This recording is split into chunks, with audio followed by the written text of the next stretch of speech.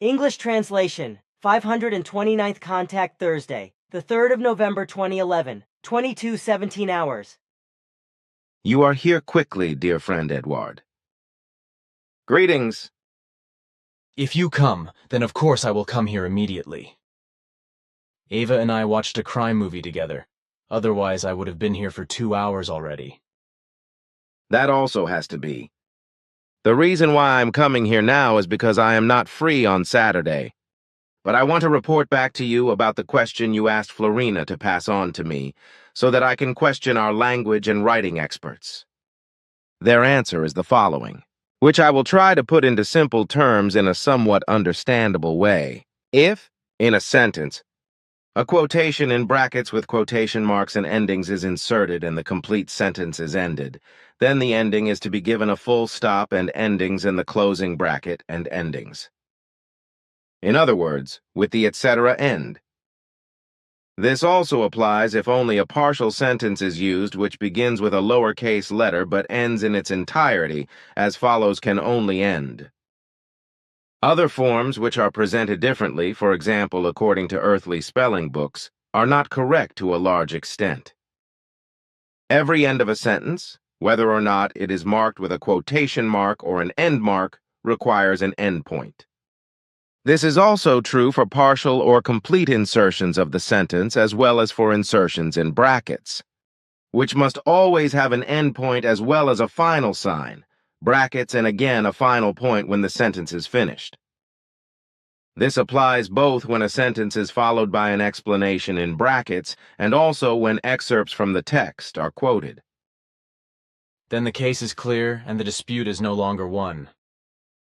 But the fact that you will not have time to come here the day after tomorrow is also a good thing for me, because I have some things to discuss with Cuneo on Saturday afternoon, which he asked me about. Afterwards, I will be together with Christian Frainer to do Christina's tax return. You know that she passed away on the 15th of September. Our writing experts who deal with the so-called spelling complain about a lot of mistakes in the German language. But with regard to Christina, I would like to express my sincere condolences, which I have unfortunately failed to do so far. I can well imagine. But if you are here already, I would like to ask you to read this letter from Hans Bayer, because I have already written something in response to his question, which I will read to you later. Ptaah reads, Give him my condolences on the passing of his 97-year-old mother. But what answer you gave him, that is what interests me. Good. See here. This is my answer to his question about the Euro and the European Union. As far as the EU's debt crisis is concerned, it is that the wrong thing is being done all around because everything is getting more and more out of hand. And all the power-hungry and incompetent people in EU politics listen to other equally power-hungry and incompetent, advising, ruling elements who have no idea what to do. The EU debt debacle is a bottomless pit, and EU people are being cheated and financially exploited by politicians and bankers. On the one hand, the EU's power-hungry politicians have no idea about a decent democracy. So they act high-handedly according to their own crazy and illogical ideas without involving the people, and on the other hand, they are not interested in the people's opinion at all. Particularly blatantly stupid elements of EU policy are trying to keep the euro alive for the sake of the devil, as well as the despotism, tyranny, and dictatorship of the European Union, so that they themselves can lead the people around by the rope and exploit them financially with impunity. All this therefore indicates that the whole thing could still turn out very badly, and that the peoples of the EU states are slowly but surely being financially dumped for good by this EU criminal organization and ultimately enslaved in every way. But this is not seen by all those fools who still tend towards the EU because their reasoning are so deficient that they cannot see the truth. This is unfortunately the case with all those ignorant people who already belong to the EU states and who are shouting pro and pro-hooray for it, but also with hard-boiled stupid elements of other countries who are striving with all their might for membership in the EU, such as all the ignorant people of Switzerland and Turkey, for example. They are so stupid that they want to give up their still largely existing freedom without hesitation and exchange it for enslavement by the despotism, tyranny, and dictatorship of the European Union. The EU screamers are so stupid that despite the huge EU crisis, they have still not grasped what is really being played out, and that it all boils down to financial exploitation and the incapacitation of all EU citizens by unscrupulous, power-hungry people who effectively walk over corpses when it serves them. What is your opinion? If Hans will allow me, I will also put his question and the answer to it in a bulletin. There would be much more to say about that, but in a short way you have summarized what is to be said in response to the questions and is also correct in its scope. Then I am not off track, and that is good. But may I burden you with some more questions, if you have time to answer them at all? Of course, about an hour or more is all I have left. Good. Then the following. In a private conversation in the mid-1980s, Quetzal told me that from around the middle of the 1990s or from the beginning of the 21st century, the great powers of the Earth, most especially the USA, would be working on inventions, that is to say building so-called weather weapons. It is thereby intended that the weather conditions are controlled for purposes of war, and clouds or energy stoves are to be generated in the atmosphere in such a way that natural or artificially generated lightning with tremendously high voltage could be employed for the destruction of enemy objects, and so forth. Thereby, as Quetzal explained, gigantic facilities of all kinds, as well as tanks, ships, and aircraft could be destroyed, electric power plants could be put out of operation, as well as entire units of troops annihilated. Furthermore, it is intended that, through this research, possibilities will be found to trigger primeval storms, tsunamis, and earthquakes, or even volcanic eruptions, with which irreparable damage is inflicted upon the enemy. Now my question is it really being worked on? Irresponsibly, that has actually already been the case for some time, whereby, unfortunately, it has also produced success, which in certain forms also partly already brings about effects. Then in this respect, humanity can indeed still brace itself for something, along with the constantly increasing and ever wilder natural catastrophes. Then something else, regarding the alleged moon landings. You said that the astronauts involved in the fraud were manipulated by hypnosis and drugs in such a way that false experiences and memories could be implanted in them. In my opinion, this is brainwashing, or am I wrong? Your assumption is correct, because this is actually a process known as brainwashing. The alleged astronauts, as well as other close collaborators, were not only used drugs and hypnosis, but also electromagnetism.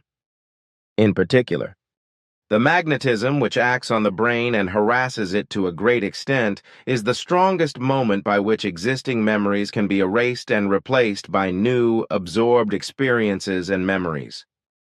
In this way, through drugs, hypnosis, and magnetic forces, the participants in the fraud were brought to new and false images and memories by the appropriate professionals, while the remaining participants, as well as the cameramen, props, and other staff, were erased and replaced by new memories in the same way.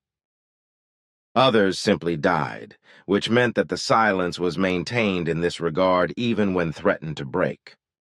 These inhumane techniques were and are also used by the earthly secret services.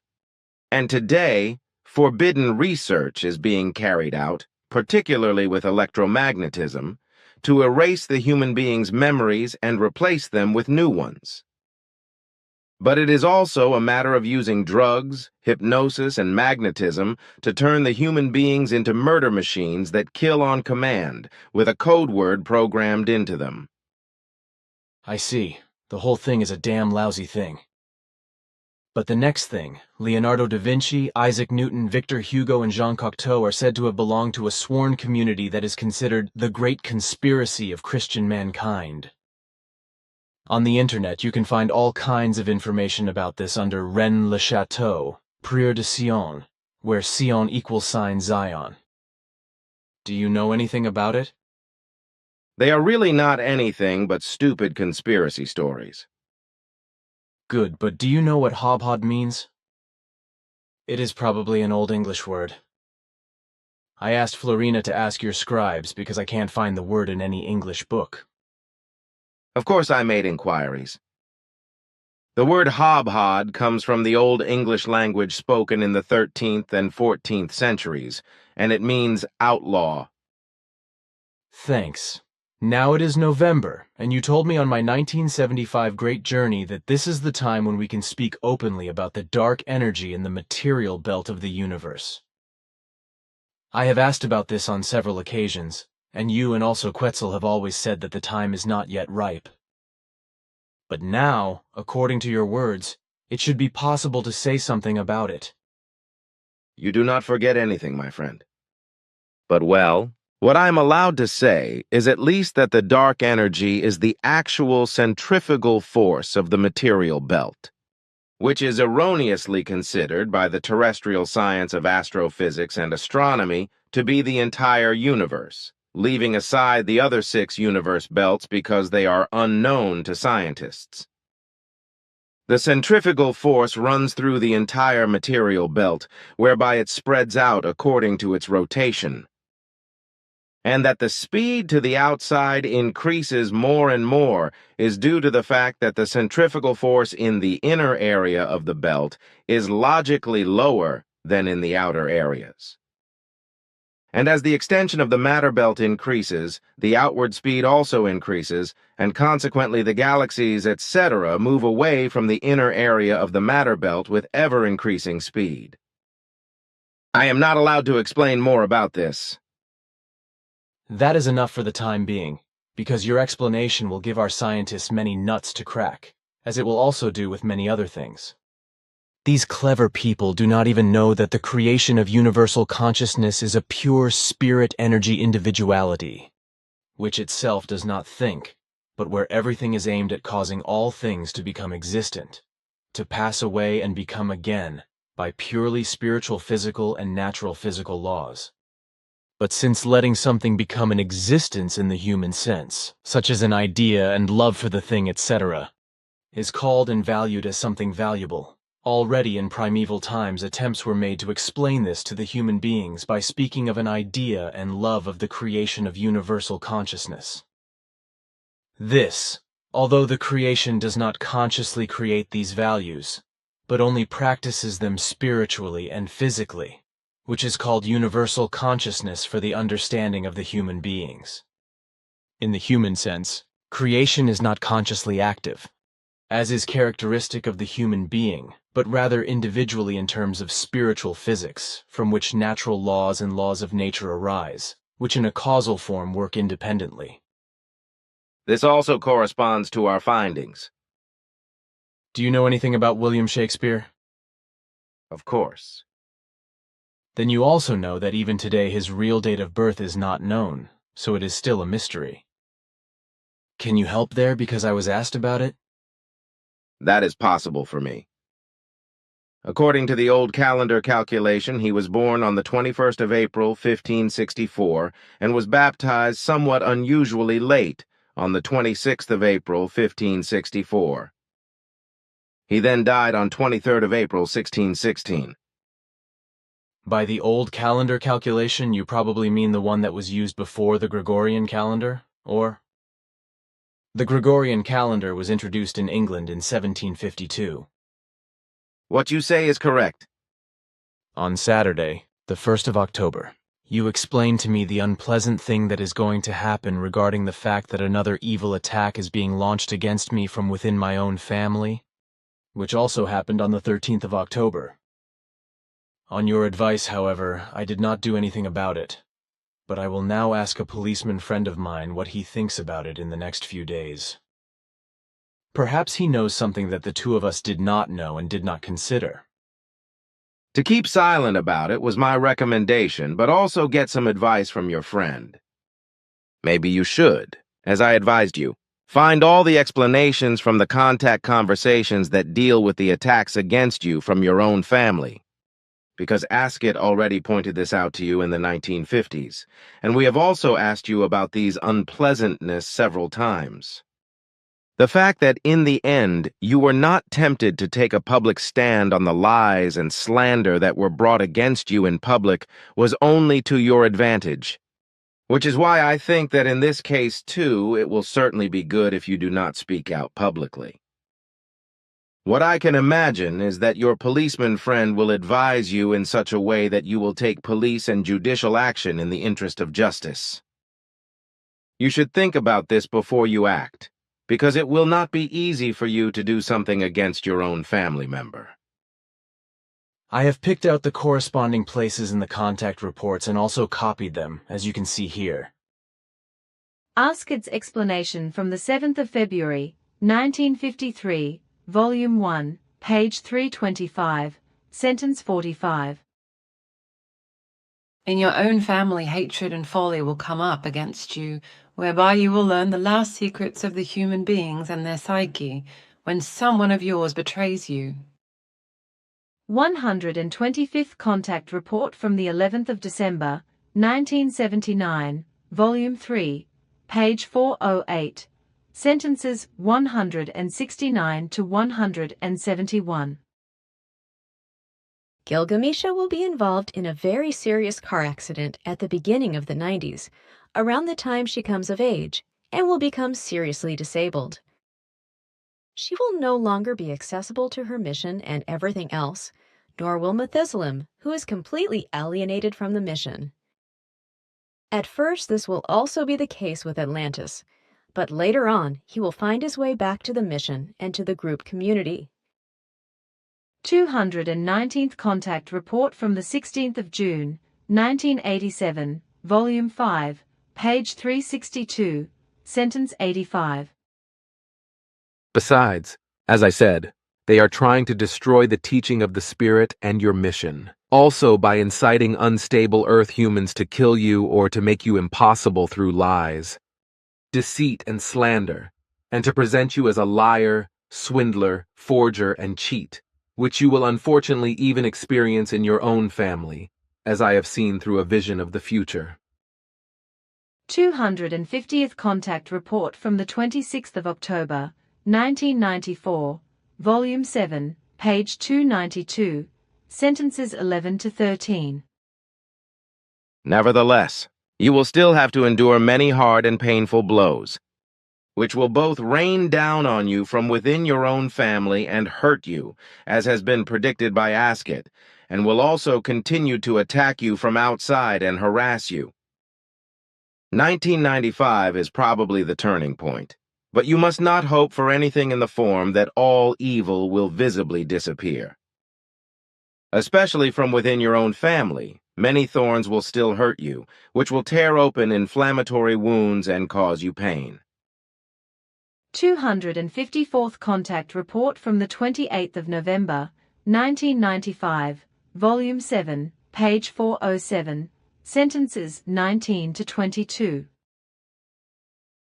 The truly honest will continue to stand by you and recognize the truth as you bring and explain it to them. You have nothing to hide because you have done nothing wrong, neither a lie nor a swindle or deceit nor charlatanry. So do not let yourself be undermined or subverted by the evildoers who will never give up trying to find anything to defame you, because the human beings are sick with hatred, envy, and jealousy, so they think they will find something in everything and everyone that you might have fraudulently used to forge photographic evidence, etc. They are so sick in their thoughts and actions and in their feelings that they torture and destroy themselves and obstruct their evolution. Unfortunately, this is the case in your own family. 2 core group members have also referred to these statements. While all members find the whole thing of lies, slander, and hate speech to be immensely primitive, as do outsiders who have been harassed with an open letter to the Figu. And because of the unbelievable primitiveness of the 12 pages of the letter, I do not want to include it in this conversation. If you want to have a copy of it, I would be happy to make one. This is not necessary because I have already read the whole thing. The fact that this vile tirade, dripping with lies, slander, and rampant hatred, has been published irresponsibly, shows what a reprehensible attitude children have towards the writer and those who help them. In this way, the same despicable attitude of the person who made it possible for the letter to be published on the internet also becomes publicly known and disseminated, thus causing harm to himself as it is to the author of the insulting letter. A decent, correct, and righteous human being would never commit such an ignominious act, and would also never offer his hand in this matter. If you call the letter primitive, you are not expressing it strongly enough, for it corresponds to a malicious and monstrous reprehensibility by which the writer publicly pillories himself and reveals what a shabby attitude he is. And this I can say and judge very well, because I know the reality and have perceived it for the last 4 or so decades or so, and therefore know very well that all the accusations made in this letter are nothing more and nothing less than malicious lies and slander. And if you do not wish to remain silent on the matter, I think it would also be appropriate and correct for you to publish what we have just been talking about in a bulletin. But you have to make your own decision about that. I will think about that. But now I think that there is enough talk about it, so I want to raise another question. Everywhere in the world, large blocks of ice have been falling from the sky for years, which are very dangerous, sometimes cause a lot of damage and also endanger human lives. Such lumps of ice often weigh between 10 and 20 kilos and cannot be caused by icing on aircraft. As I know, these ice balls are called mega-cryometeors, which in Greek means something like big cold meteors. Do you know where these ice projectiles come from and how they are formed? Mega-cryometeors are formed between the stratosphere and troposphere. The alternating cold and warm layers between the two spheres are the basic factors leading to the formation of the large cold meteors, with the actual cause of the whole being the rapidly advancing climate change. Short, concise, and clear. Thanks for the explanation. But while we are on the subject of ice, I would like to come back another time with a question about the first ascent of Mount Everest. On the 15th of January 2007, we talked about the fact that an Englishman was the real first climber of Mount Everest in the 1920s, and it was also noted that Quetzal. You and I had already talked about it in 1988, 1998, and 2003, and the whole of these conversations have disappeared from contact reports for reasons that are inexplicable. For this reason, Quetzal resubmitted the details of the talks, which were then recorded in the 439th official contact conversation under a special name. Volume 11 of the contact reports, page 75, contains the excerpts from the 223rd contact report from the 1st of May 1988, the 260th contact report from the 3rd of February 1998, and the 343rd contact report from the 3rd of June 2003, which have disappeared from the original reports. But what interests me now is the name of the Englishman who was the first human being to climb Mount Everest, because in all the conversations the name was not mentioned. The year of his first ascent of the mountain was also not mentioned. This is probably correct, but the name is not a secret, because the man's name was Georg Lee Mallory, and the event took place in June 1924. He was not alone. However, for together with him was another man named Andrew Common Irvine, who, however, had to give up shortly before the finish due to loss of strength, so Mallory alone conquered the last stretch. At the highest point, he left one of 2 photos of his wife, after which the descent took place, but during which Mallory fell and broke a leg. With the help of the exhausted Irvine, he dragged himself further down, but they crashed and died in the process. That is now also clear. Thanks. And with that, I have no more questions, but only some things that I would like to discuss with you privately. Then let's hear it.